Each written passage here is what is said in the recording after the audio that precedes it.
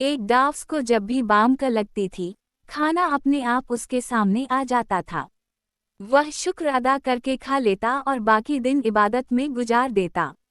एक दिन सुबह जब वह जागा तो हैरान रह गया कि आज खाने के लिए कुछ भी मौजूद नहीं था। उसने दिल में सोचा, शायद थोड़ी देर में आ जाएगा। वह इंतजार करता रहा, बाम कब बढ़ती गई, मगर खाना नहीं आया।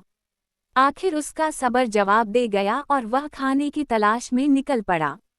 चलते चलते वह एक यहूदी के घर पहुंचा और अदब से बोला, क्या मुझे थोड़ा सा खाना मिल सकता है? यहूदी को उस पर तरस आ गया और उसने 2 रोटियां दे दी। डाफ्स शुक्रगुजारी के साथ वापस चल पड़ा। रास्ते में यहूदी का कट्टा उसके पीछे लग गया और जोर जोर से बाकन लगा। डाफ्स ने एक रोटी उसकी तरफ फेंक दी।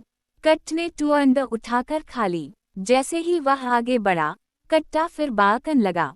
मजबूर होकर डाफ्स ने दूसरी रोटी भी उसकी तरफ फेंक दी। कट्ट ने वह भी खा ली, लेकिन फिर भी पीछे आकर बाकन लगा। गुस्से में डाफ्स बोला, ए बेशरम कट्ट, तेरे मालिक के घर से मुझे 2 रोटियां मिली थी। मैंने दोनों तुझे दे दी, फिर भी तू मुझ पर बाक कर रहा है। ये सुनते ही कट्टा बोल उठा, बेशरम मैं नहीं तुम हो। मैं 2 दिन से भूखा हूँ। मेरा मालिक कभी समय पर खाना नहीं देता, फिर भी मैं उसका दावा छोड़कर किसी दूसरे के दाव पर नहीं जाता।